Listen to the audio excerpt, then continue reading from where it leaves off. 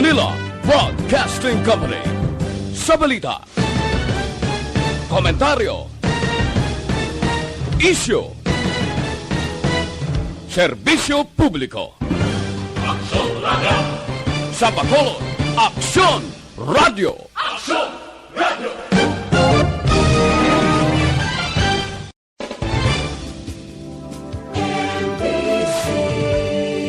Manila Broadcasting Company. Sa balita, komentaryo, isyu, serbisyo publiko. Aksyon Radio! Sa Bacolod, Aksyon Radio! Aksyon Radio!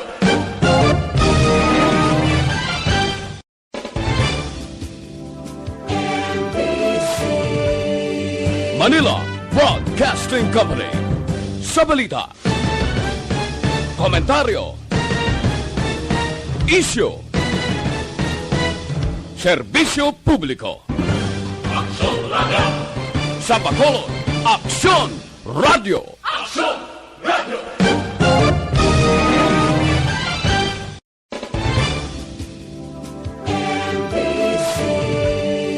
Manila Broadcasting Company. Sa balita, komentaryo, isyu, serbisyo publiko. Aksyon Radio! Sa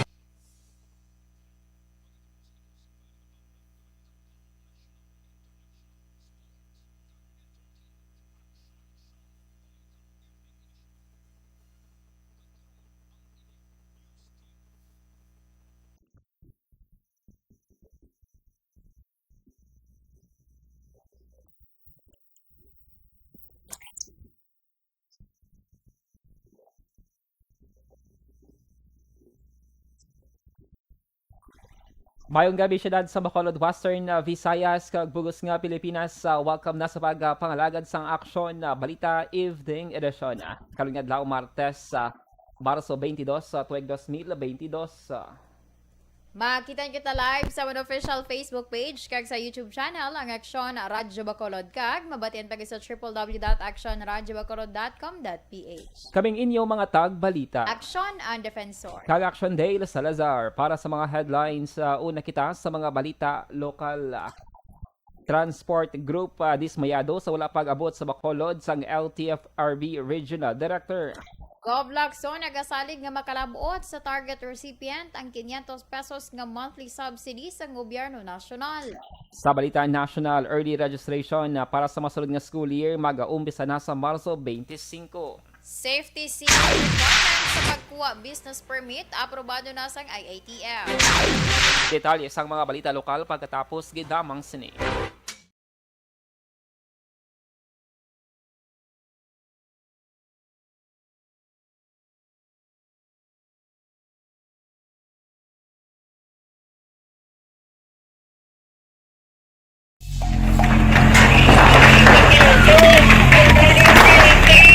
Presyar na tayo! Presyara!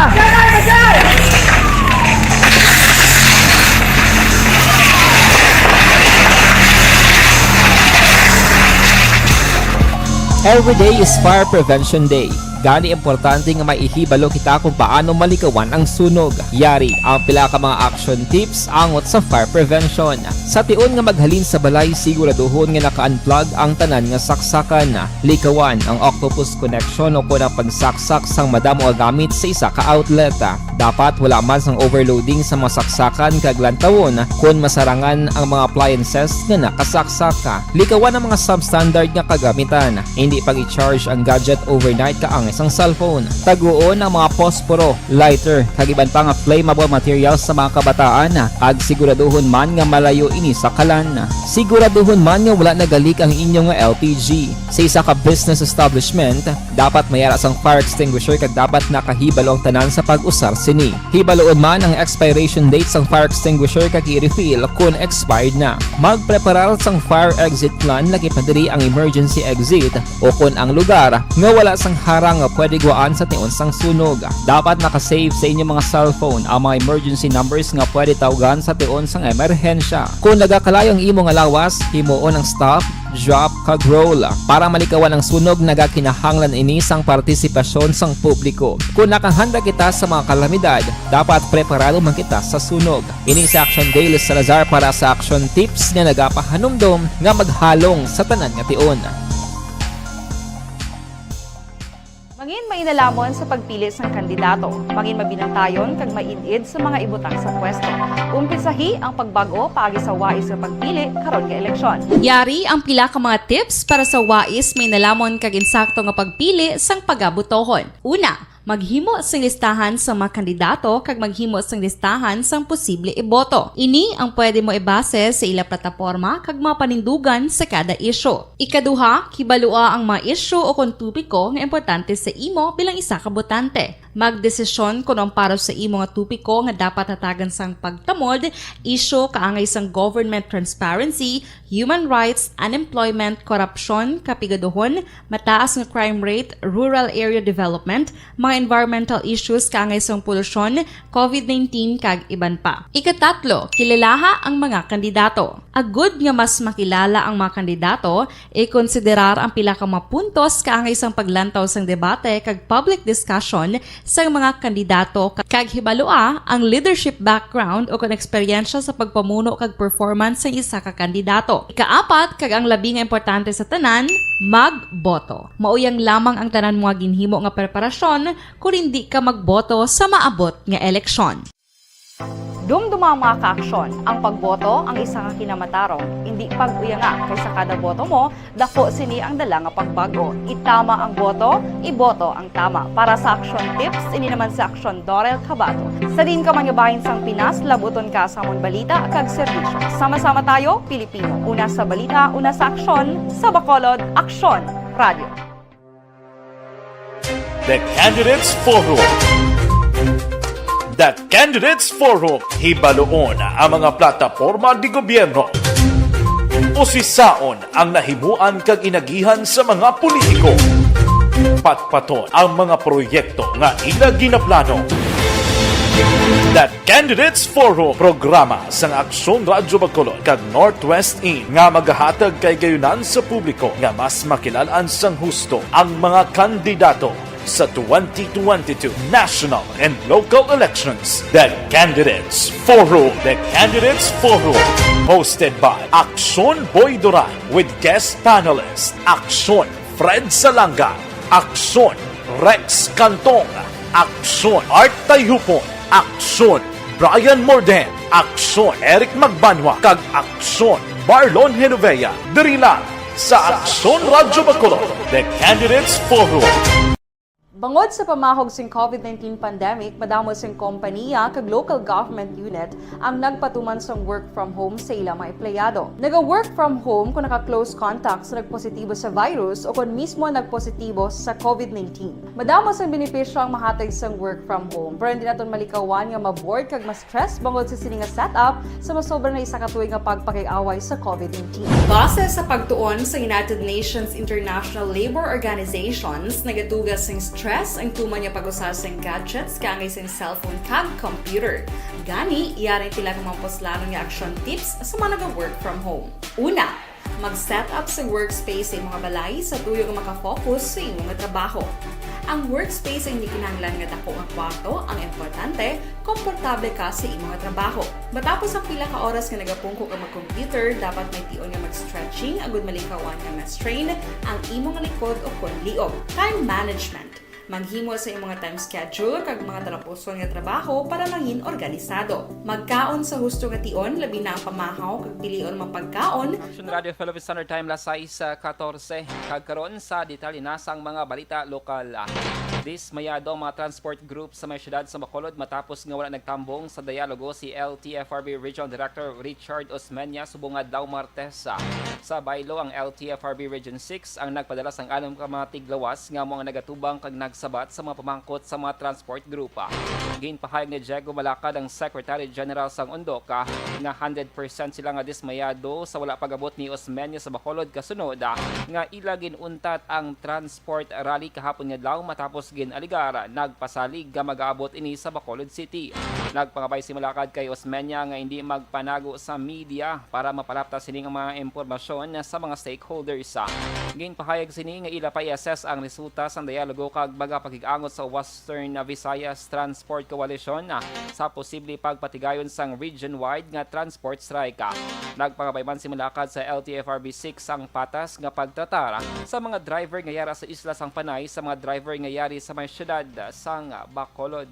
100% dismayado gi kami upod dismayado man ang aton nga mga congressman tungod nga ti ginpauntat mo bilang amon untat biyahe kay makadto ka diri. So dako na yang nga bagay may implikasyon na sa aton nga mga leader sang kasimbanan. Nabatian si Diego Malacad ang Secretary General sang Undok. Ginpahayag ni Congressman Greg Gasataya nga may kaduha pa nga round sa dialogo kaupod ang transport groups kag si LTFRB Regional Director Richard Osmeña base man sa pasiguro sa iya ni LTFRB Chairman Martin Delgra. Suno kay Gasataya sa second round sang dialogo talakayon ang mga ginpangayo nga dokumento kag datos ilabi na sa bahin sang fuel subsidy. Dugang pa ni Gasataya, may fuel subsidy ang gobyerno para bulig sa mga lehitimo nga mga drivers pero may mga sistema nga kinahanglan mapaayo ilabi na sa pagpili sa benepisyaryo. Sang weekend, may pila na ka mga operator sa syudad ang nagbaton sang fuel subsidy. Sa naibaluan, luyag sa mga transport group sa Bacolod nga i-hold ang pagpanagtag sang fuel subsidy tubtub nga may baluan kung pila ang alokasyon para sa syudad kag Negros Occidental. Suno kay Gasataya sa tion nga kinahanglan nga mapasaka ang numero sa mga benepisyaryo, pwede nila ini nga maduso sa LTFRB Central Office. Bitterman si Chairman Delgra nga may second round of meeting pa no with Director Osmeña. So tanan nga mga ginpangayo nga mga dokumento, data, figures i-discuss na the second round, especially on the fuel subsidy. Ang kabahin sa pagpahayag ni Congressman Greg Gasataya. Samtang magasumiter naman sa listahan ng mga accredited ng mga asosasyon sa ngalan sa mga drivers at operators sa mga syudad sa Bacolod ug Negros Occidental sa LTFRB Region 6 para sa fuel subsidy. Ini ang rekomendasyon kasunod sa dialogo sa tunga sa mga tiglawas sang LTFRB Region 6 sa transport group sa Bacolod City. Upod man Sunday, Congressman Greg Astaya kagabang lingkod Representative Stephen Paduano. Ginpahayag ni Paduano nga lakip man sa isumiter ang plate numbers sang salakyan ng ORCR driver's license kag photocopy sang original nga deed of sale. Ini ang solusyon kasunod nga madamo sa mga operators kag drivers ang wala nakabaton sang fuel subsidy kag iban pa nga ayuda nga ginpanagtag sa tion sang pandemic. Ginpamangkot man ni Paduano ang taga LTFRB 6 kung pilang alokasyon sa fuel subsidy para sa Region 6 sa Bacolod City pero wala sila sang available nga data. Nagpasiguro si Engineer Joshua Gakit ang Planning Officer 3 sang LTFRB 6 nga ila ipresentar kay Regional Director Richard Osmeña ang mga rekomendasyon kag sentimiento sang mga transport group. Lano ni Bacolod Congressman Greg Sataya kag abang lingkod Representative Stephen Paduano nga magduso sang hagna nga nag-establisar sang tatapan sang LTFRB sa syudad sa Bacolod. Suno kay Gasataya paagi sa hagna ang permanente na o kung mangin permanente na ang LTFRB office, hindi pareha sa ito ng mga satellite office lamang.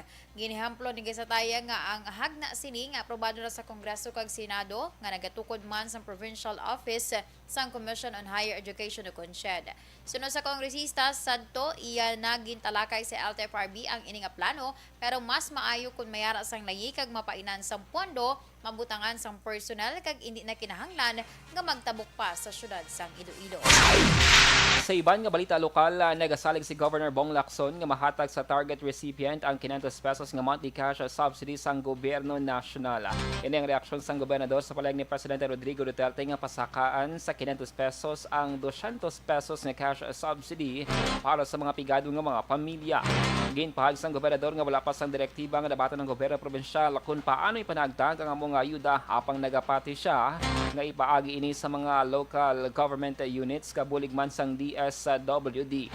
Sa pamulong-pulong ni Duterte kanungan man sa pagperma sang Public Service Act Amendments nagligad ka Lunes iya ginpahayag ang ginpasakan tubtob 500 pesos ang cash assistance sang gobyerno sa mga pigado nga mga Pinoy. Ini bagod man sa pagsaka sa presyo sang gatong kag mga nagapanguna nga balaklon.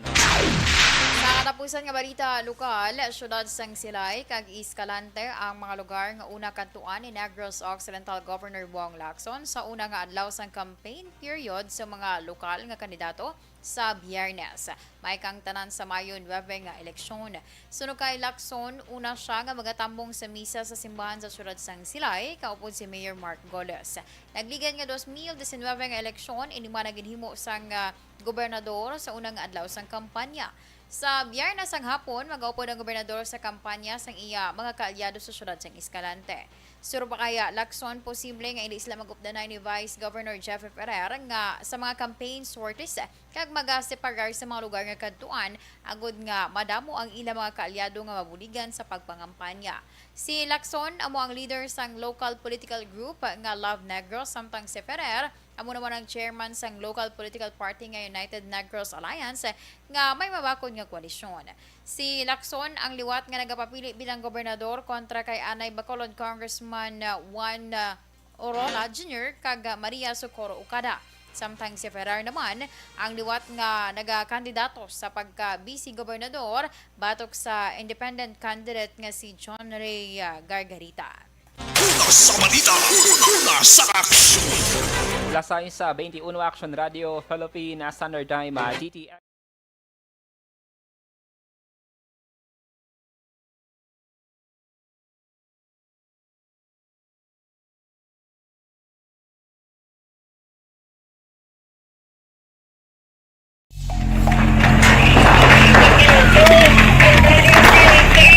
Presyon na tayo, presyon na!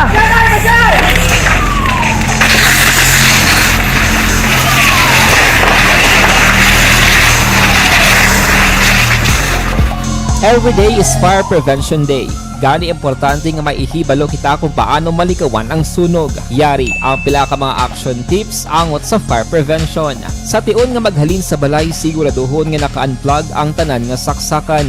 Likawan ang octopus connection o kung ang pagsaksak sang madamo nga gamit sa isa ka outlet.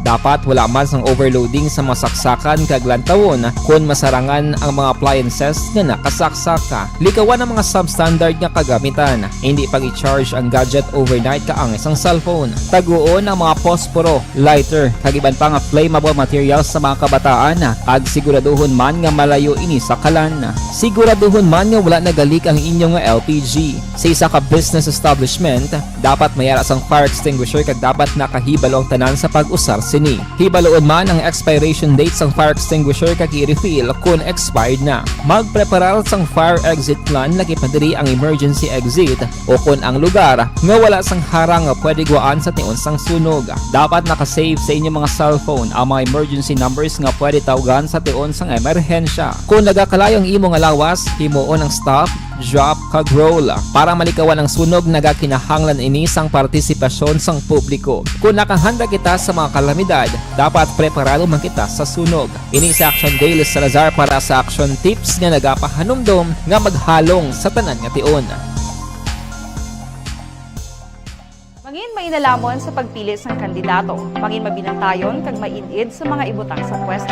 Umpisahi ang pagbago paagi sa wais sa pagpili karon nga eleksyon. Yari ang pila ka mga tips para sa wais may nalamon kag insakto nga pagpili sang pagabutohon. Una, maghimo sang listahan sa mga kandidato kag maghimo sang listahan sang posible iboto. Ini ang pwede mo ibase sa ila plataporma kag mga panindugan sa kada isyu. Ikaduha, kibalua ang mga isyu o kung tupiko nga importante sa imo bilang isa ka botante. Magdesisyon kung ang para sa imo nga tupiko nga dapat hatagan sang pagtamod, isyu kaangay sang government transparency, human rights, unemployment, korupsyon, kapigaduhon, mataas nga crime rate, rural area development, mga environmental issues kaangay sang polusyon, COVID-19 kag iban pa. Ikatatlo, kilalaha ang mga kandidato. Agud nga mas makilala ang mga kandidato, i-konsiderar ang pila ka mga puntos kaangay sang paglantaw sang debate kag public discussion sa mga kandidato kag hibalua ang leadership background o kung eksperyensya sa pagpamuno kag performance sa isa ka kandidato. Ikaapat kag ang labi nga importante sa tanan,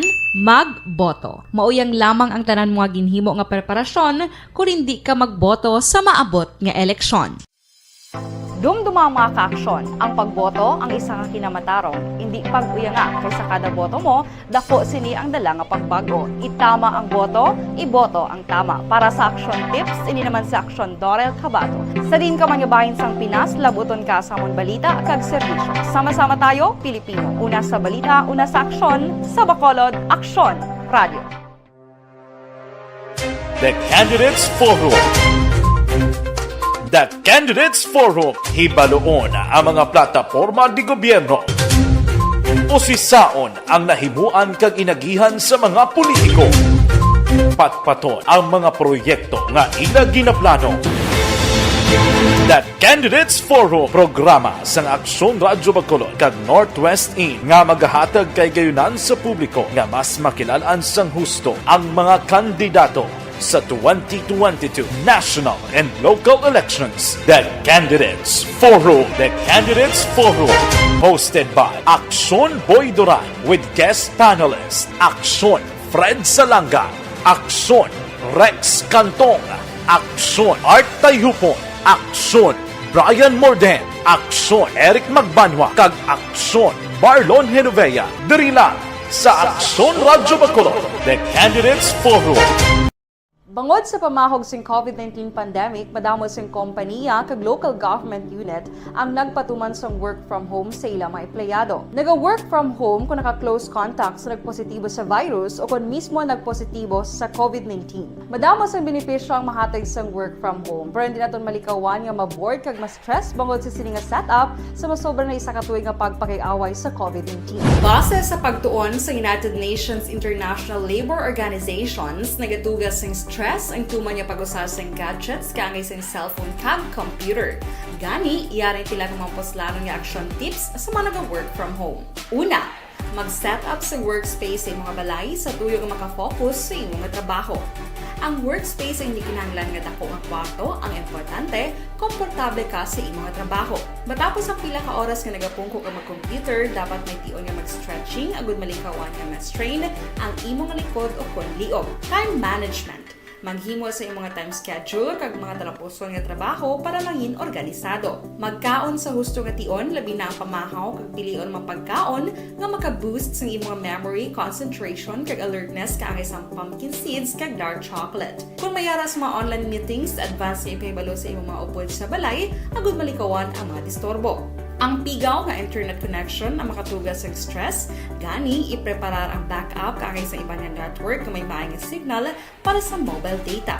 Take a few breaks. Ini sa tuyo nga hindi ma-drain ang imong brain, maghampang sa imong pet o kon magpumatid sa music. Sa tion nga may concern kag problema, ipabalo sa imong team leader o kon sa boss para masolusyonan.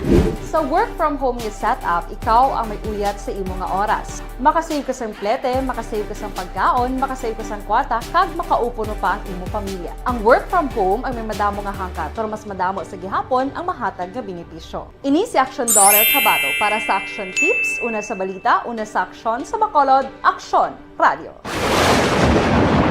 Ang elementary nga evacuation center na concern din baha man. Uy, kay pinagamat-amat kumansaka ang tubig. Actually, ikaw po dito may kumataas na ang tubig. So, ginaulat natin nga basiwala nga ng traffic to or ng-traffic dito sa sulod. Ang continuous rain ang isang good factor sa pagsaka at sining tubig sa subong. Ang Pilipinas sa mayroon sa early warning system para mahibaluan ang lakas ng panahon. Gani, wala sang rason nga hindi kita makapreparar karon ni rainy season. Yari ang pila ka mga action tips nga dapat mo may baluan. Kung nagapuyo sa lugar nga masabi ginabaha, mag-monitor sa balita para sa anunsyo sang pag-asa sa lakas sang panahon.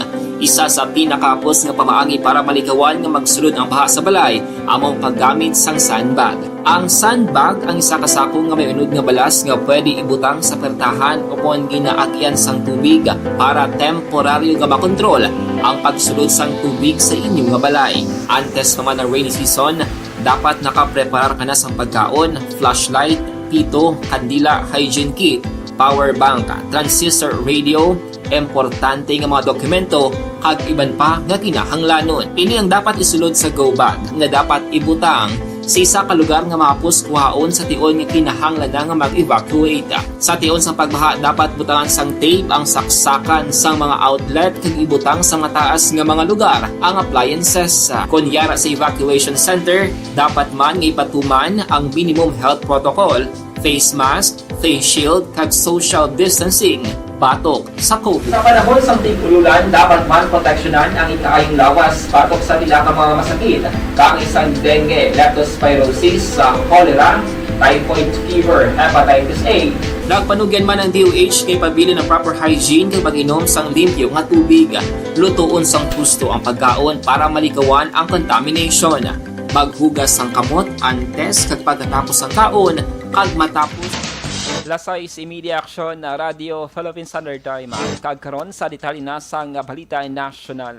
Ginanunsyo sa Department of Education nga mag-uumpisa ng early registration para sa public elementary kag high school sa masulod nga school year sa Marso 25 tubtob Abril 30 tuig 2022. Base sa memorandum na petsan Marso 21 kag pirmado ng Secretary or Education Secretary Leonor Brionesa, tanan nga may incoming kindergarten grades 1, 7 kag 11 nga mga estudyante sa public school ang dapat mag-pre-register para makahimo sa nagakaigo nga preparasyon ng DepEd sa masunod nga school year. Suno sa DepEd, ginakabig naman nga pre-registered na ang mga estudyante sa grades 2 to 6, 8 to 10 kag 12 kag hindi na kinahanglan nga magpasakop sa early registration. Ginatugutan naman sa ahensya ang in-person registration sang mga ginikanan kag guardian sa mga lugar nga napaidalom sa Alert Level 1 kag Alert Level 2. Radyo Philippine Standard Time, alas 6:31, ginpahayag ni Manila Mayor Esco Moreno Dumagoso nga mag-invest ang gobyerno nasyonal sa pagpaayos ng internet connectivity sa Pilipinas kung siya ang mapalad nga mapili bilang presidente. Sunod kay Dumagoso, kinahanglan nga mapaayo ang internet connection sa Pilipinas nga mga requirement agud nga mabuhay ang sektor sa edukasyon nga ginapaabot nga mag-uusar sa distance learning modalities. Ginpahayag sa Aksyon Demokratiko Standard Bearer, ini nga mga inisyatibo ang na-implementar na sa Manila. Sa diin ginhatagan sa nagakaigo nga mobile data ang mga estudyante nga nagikan mismo sa lokal nga gobyerno sa Manila.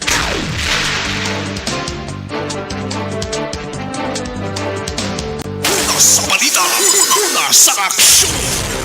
Action Radio Philippine Standard Time nasay sa 32 sa inyo nabatian ng kabugusan ng mga balita sa Aksyon na Balita Evening Edition. Karon nga adlaw Martes, Marso 22, tuig 2022. Saluwat kaming inyo mga tagbalita. Aksyon ang Defensor. Kag-Action Day Salazar. Mga ka-aksyon sa diin ka man sa Pinas, labuton ka sing amon balita kag serbisyo. Sama-sama tayo, Pilipino. Una sa balita, una sa aksyon Sa Bacolod Action Action Radio.